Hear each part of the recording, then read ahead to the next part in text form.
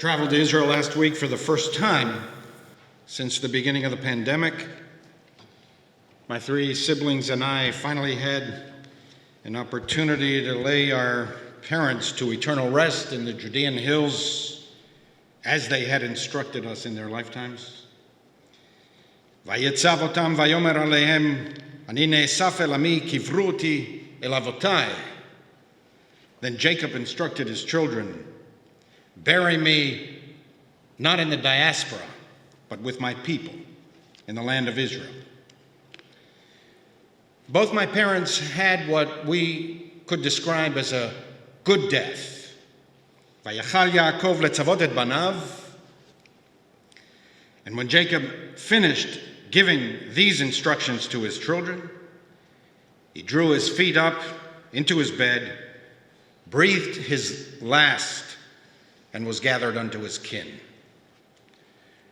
A good death in Judaism is living a long life, dying a natural death, surrounded by family at your bedside, and gently breathing your last. It is sad because parting is sad, mortality is sad. But there is an element of celebration too, in a life well lived, having avoided or overcoming the many hardships and tragedies that affect the human condition. So it was deeply saddening to me that while in Israel, and immediately upon my return, 11 Israelis died evil deaths in 3 separate terrorist attacks over 8 days. These were lives snuffed out prematurely by those who were convinced that they had the right to take them, that in some imperious way they owned others' lives and could do with them as they pleased. Many of the victims were in their prime. There were young men and women, parents and siblings, a teacher killed while protecting his baby son with his own body, a young rabbi, an entrepreneur. They were both Jews and non-Jews, highlighting the astonishing diversity of Israeli society that some maliciously insist on describing as apartheid. 2 Gentile Ukrainian construction workers were killed. An Arab Christian police officer who, with his Jewish partner, heroically charged the terrorist, was shot dead while neutralizing the assassin. The officer's Jewish fiancée was inconsolable, unable to stop weeping in heart-rending lamentations broadcast on Israel television. She shared their plans for the future and lovingly described their children who would never be born. All of the dead and the wounded were attended to by Israel's vaunted medical establishment comprised of Christian, Muslim, Arab, and Jewish doctors, nurses, and first responders. This is some kind of strange apartheid. I caught CNN's report of the week's murder spree in Bnei Brak. It wasn't the lead story. It came at about minute 45 of the hour-long broadcast. Even Will Smith preceded the report from Israel. The headline of the CNN story projected, at the bottom of the screen was "Violence in the Middle East." On one level, that's true. It was violence, and it happened in the Middle East.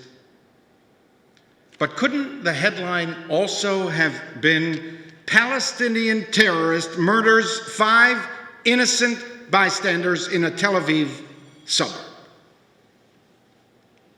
Which headline is more accurate? The murderer hunted his prey on Bialik Street, named in memory of Chaim Nachman Bialik, one of Israel's great poets. Among his best-known poems is this: "After my death, say this for me. There was a man, and look, he is no more. He died before his time. The music of his life suddenly stopped. Great is the pain. There was another song in him. Now it is lost forever." This year, Passover, Easter, and Ramadan overlap. Billions of Christians, Muslims, and Jews will celebrate their holiest festivals at the same time. All three religious traditions preach and teach peace and human dignity. But the sad truth of religion is that it also awakens and supercharges in some people the worst of human impulses. Some, invoking God, act as demigods, perpetrating and justifying horrendous crimes. They bestride the narrow world like modern-day Goliaths, their swords dripping with blood in fathomless depravity, casually dishing out death and destruction, and they are often defended by sophisticated rhetoricians who whitewash the dirtiest, darkest sins. Throughout my entire career, I've tried to preach the best of religion. At its best, religion is a source of inspiration, not intimidation. Religion is sublime when it animates us, arousing and awakening the better angels of our nature. We seek to instill a sense of right, goodness, and decency that is so overwhelming that any inconsistent thought or deed is rendered reprehensible in our eyes.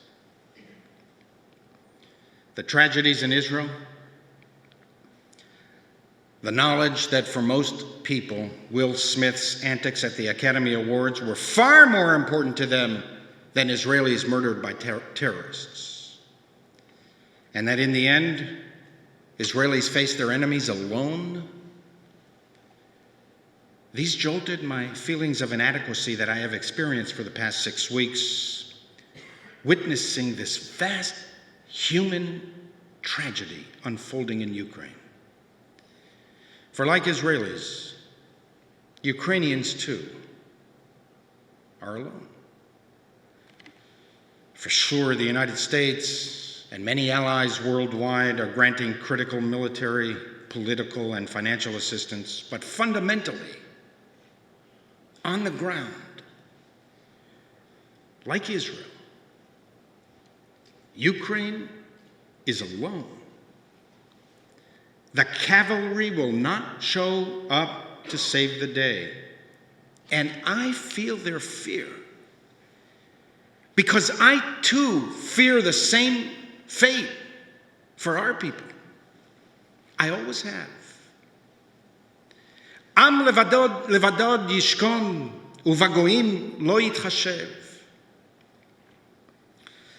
The prophecy of the Torah is that this is a people, the Jewish people, that dwells alone, not reckoned among the nations.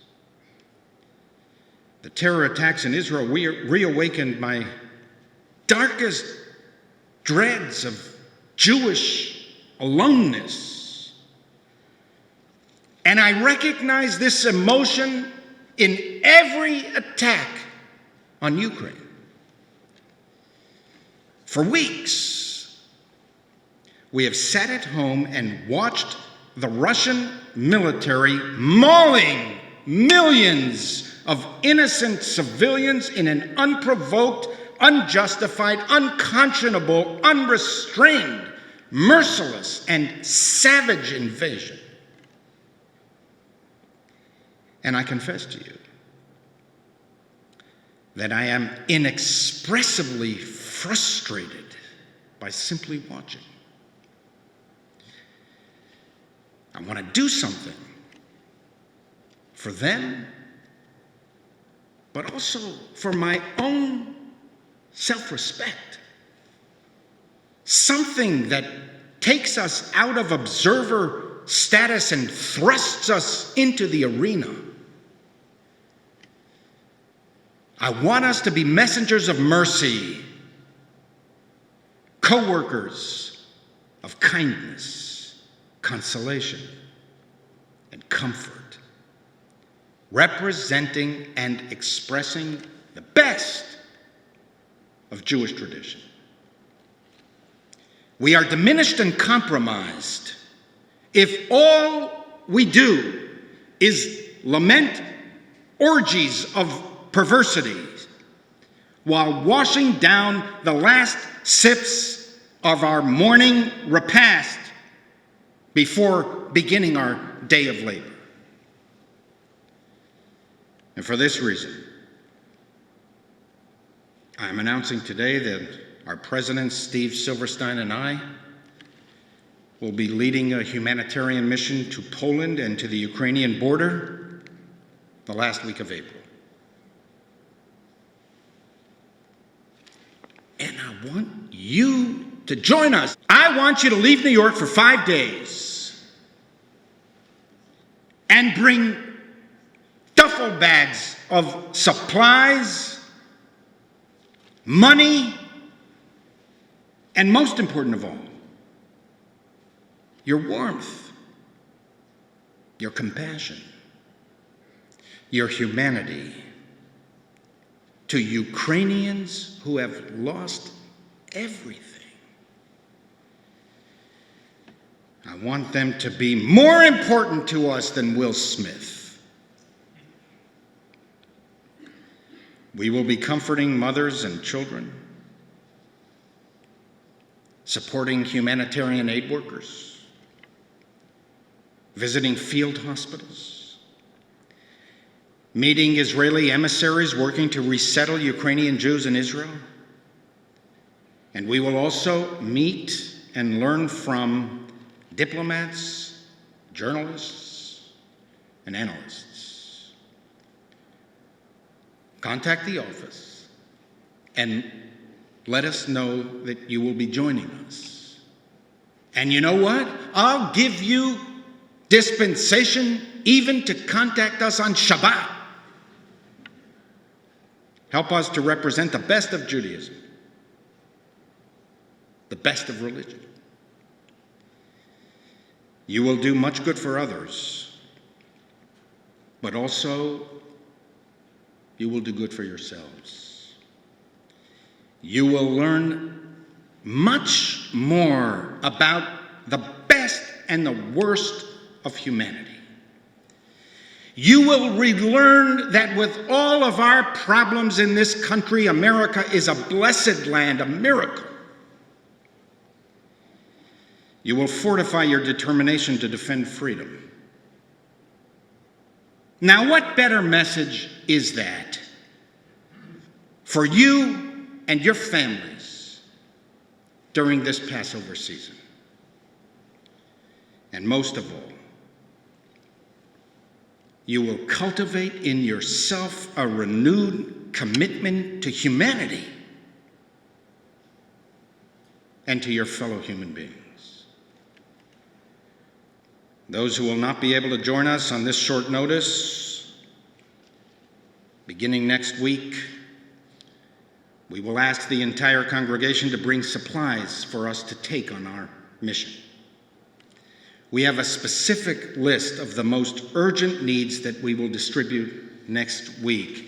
They include pain medicine for adults and children, children's vitamins, anxiety medication, Band-Aids and other first aid material, undergarments for men and women, hygiene products for men and women and children, diapers, baby food, baby formula. It's so sad even to list these needs, because by simply mentioning them, you can begin to comprehend the dimensions of the human tragedy. You have been very generous in contributing financial resources, over $140,000 so far. And for those who can give more, we will encourage you to give more, so that we can bring with us direct financial support and give it literally, physically, to aid workers from you and in the name of our historic community. Jews have a special obligation to protect the weak. We are a refugee people. We know what it feels like to be uprooted. We know what it feels like to be dislocated. We know what it feels like to be exiled, to be scorned and hated. We know the loneliness, the sadness, the emptiness that never fully disappears. We ourselves so often yearn for the righteous to help us, save us, redeem us, rehabilitate us. Let us do for others what we hope others would do for us. In the words of that stirring Bialik poem, Hachnisini tachat knafech, ve'ili em ve'achot. Take me under your wing. Be my mother, my sister. Let your embrace be my shelter, a nest for my discarded prayers. I was deceived by the stars. There was a dream, but it too passed. Now I have nothing at all in the world, nothing at all. Take me under your wing. Be my mother, my sister.